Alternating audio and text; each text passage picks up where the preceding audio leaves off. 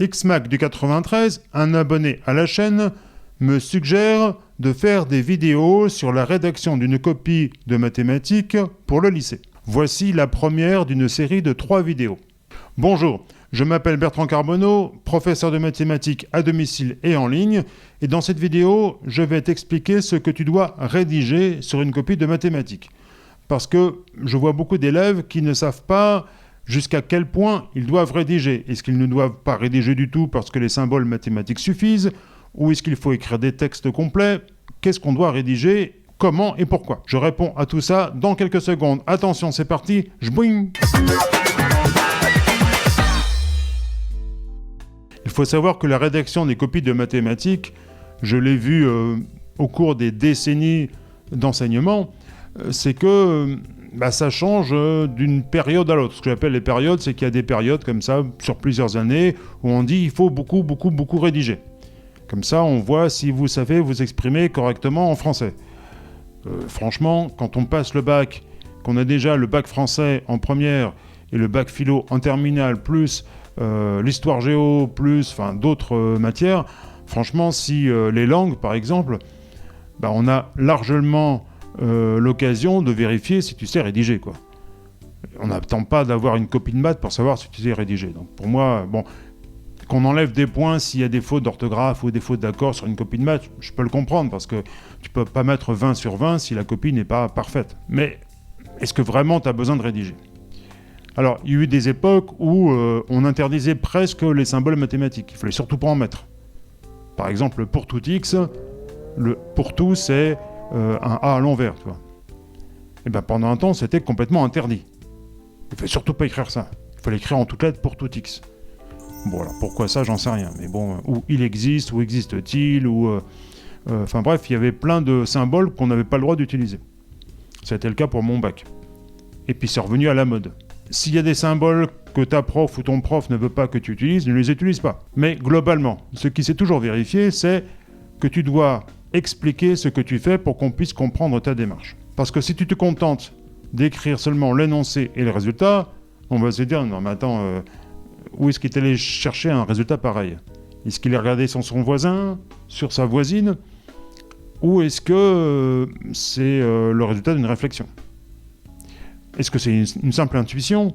Des fois, quand tu rédiges plusieurs lignes pour trouver la solution à une équation, ou quand tu dois faire du calcul intégral, par exemple, avec des changements de variables, tu peux avoir une intuition à force d'en faire.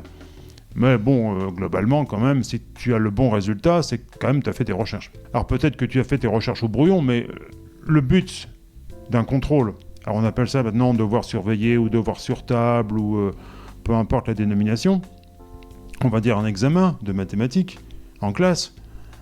Quel est le but de te faire rédiger des copies de mathématiques? Eh bien, c'est de contrôler, c'est pour ça que j'aime bien le terme contrôle, c'est pour contrôler que tu as tout compris. Il est important que tu aies le bon résultat, mais le plus important au final, c'est pas tellement le calcul final, c'est pas tellement les calculs intermédiaires, c'est que tu comprennes toute la démarche. C'est ça qu'on essaye d'insuffler dans le cerveau des élèves et des étudiants, c'est de les faire penser mathématiquement, avoir une pensée logique.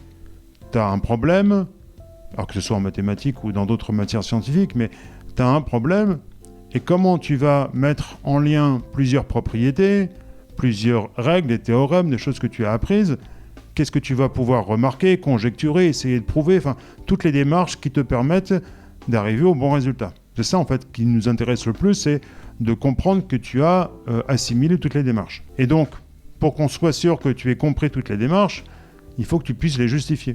Si tu appliques un théorème, il faut que le correcteur sache si tu as compris pourquoi tu peux appliquer ce théorème. Si tu te dis, je crois que pour ce genre d'exercice, il faut appliquer ce théorème et que tu ne sais pas du tout pourquoi, c'est un peu gênant, tu vois. Alors que si tu justifies l'application du théorème, peut-être en une seule ligne, peut-être simplement en quelques mots, on se dit, tiens, il a compris pourquoi on applique ce théorème. Donc, il faut que tu expliques ta démarche. Il y a certains élèves qui ont peur de ne pas rédiger assez et d'autres qui ont peur de rédiger trop. Alors, comment est-ce qu'on doit faire? Je me souviens d'un élève de terminale qui prenait des cours particuliers avec moi parce qu'il avait du mal à s'en sortir, qui avait de très mauvaises notes au lycée. Et quand je regardais ses copies, je m'apercevais qu'il n'était pas si mauvais que ça. Le problème, c'est qu'il ne rédigeait pas assez, voire pas du tout, parce qu'il n'avait jamais le temps. Il se disait, bon, moi j'ai fait l'exercice. Oui, mais son professeur, que je trouvais tout de même un peu sévère et un peu injuste, j'aime pas dire du mal des autres professeurs, parce que chacun a sa propre méthode d'enseignement, des approches différentes, donc chacun a son domaine, quoi. Moi, j'ai une manière d'enseigner les maths, peut-être que d'autres en ont d'autres et que ça fonctionne aussi bien. Mais là, quand même, je trouvais que son prof était vraiment injuste parce qu'il ne corrigeait pas les exercices qui n'étaient pas rédigés. Il avait même poussé le luxe de se faire un tampon encreur et poum, poum, poum. Il tamponnait quoi? Non rédigé, non corrigé. Poum, poum, poum. Ce qui fait que sur 5 exercices, il y avait 3 exercices qui n'étaient pas rédigés parce que l'élève n'avait pas eu le temps. Eh bien, il avait 0 3 exercices. Ce qui fait qu'il ne savait pas si il avait bon ou pas, quoi. Alors, il y avait la correction. Après, il pouvait se dire « Ah bah tiens, là, j'avais tout bon. Là aussi, là aussi. » Enfin, je veux dire, qu'on enlève 3 ou 4 points sur la copie, c'est déjà beaucoup. Mais au moins 2 points parce que c'est pas rédigé du tout, bon, à la rigueur. Ou alors, on enlève la moitié des points. Pourquoi pas, si on est un peu sévère, si on est un peu exigeant. Moi, ça ne me dérange pas. Mais qu'on mette 0 à un exercice parce qu'il n'est pas rédigé. Alors, ce qui fait que... Pourquoi je prends cet exemple ? Eh bien, parce qu'il y avait tellement peur à un moment donné de ne pas rédiger assez qu'il s'était mis à rédiger trop. Il perdait du temps, mais un temps considérable, à tout rédiger. Quand il devait tracer un tableau de variation, il écrivait « Je trace une première ligne horizontale, puis une deuxième ligne horizontale, et j'ai écrit X, et je trace la colonne. » Je dis « Non, mais ça va pas, non ?» Et pourquoi est-ce que tu n'écris pas carrément « Je change la cartouche de mon stylo à plume ?» Enfin, si tu écris tout, t'as pas fini, quoi, tu vois. Je trace le chiffre 8. Alors, le chiffre 8, comment tracer le chiffre 8 ? Enfin, tu peux tout justifier comme ça. J'exagère, évidemment, mais il rédigeait vraiment trop. Alors, où est les limites ? Parce que c'est ça la question. Jusqu'où on doit rédiger ? En fait, tu dois justifier ta démarche pour tout ce qui concerne la classe dans laquelle tu es. Si tu es en terminale, inutile de justifier la résolution d'une équation du premier degré à une inconnue. Bon, ça, c'est du programme de collège, généralement. Bon. Donc, je veux pas que tu me dises... Enfin, c'est pas, si tu le fais, c'est pas très grave, si tu as le temps. Mais ne perds pas ton temps à écrire je mets les X à gauche et les autres nombres à droite, je sais pas quoi. Enfin bon, tu vas pas mettre tout le détail, quoi. C'est comme une division, si tu te poses une division sur ta copie, par exemple une division euclidienne. Par exemple... si tu fais un calcul, si tu dois faire un calcul et que tu n'as pas le droit à la machine à calculer, ça arrive dans certains devoirs, et tu poses la division, pourquoi pas, sur la copie. Tu ne vas pas écrire tout le détail, expliquer comment tu fais une division, parce que ça date de la primaire, tu vois. Donc, normalement, tu n'as pas, sauf si c'est demandé évidemment dans l'énoncé de l'exercice, mais sinon, tu n'as pas à justifier tout ce qui est antérieur à ton niveau actuel, c'est-à-dire à ta classe actuelle. D'accord ? Donc, comme ça, tu ne rédiges que ce qui concerne ton programme actuel. Quelle est la meilleure façon de rédiger ? La meilleure façon de rédiger, c'est comme si tu donnais un cours. Il y a pour cela 3 manières de rédiger. Soit tu rédiges à la première personne du singulier, soit tu rédiges à la deuxième personne du pluriel, soit tu rédiges à la première personne du pluriel. C'est-à-dire, soit tu rédiges à la première personne du singulier.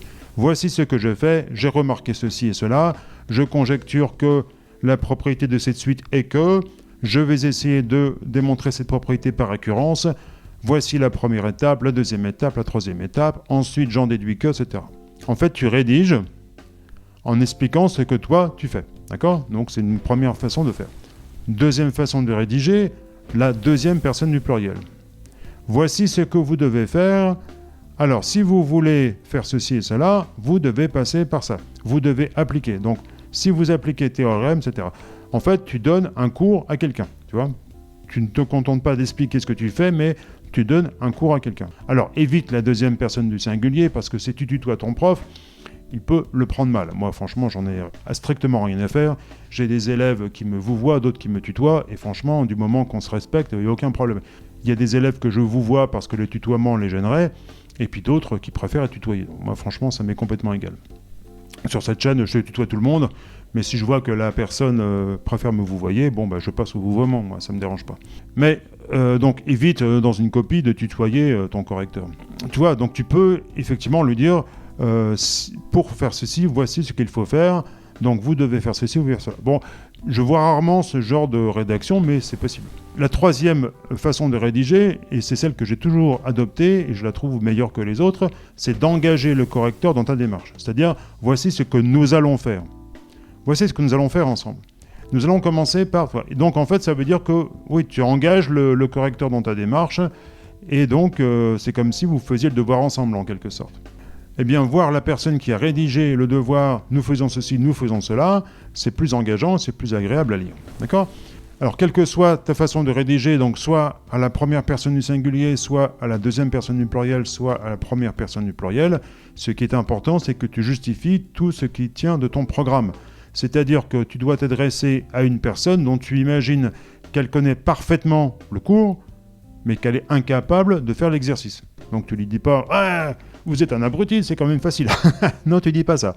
D'ailleurs, moi, j'ai jamais insulté mes élèves, je déteste ça. Entre parenthèses, j'ai toujours détesté les bouquins du genre Perle du bac pour se moquer des copies des élèves. Je trouve ça vraiment lamentable. Il n'y a pas d'autre mot, je déteste ça.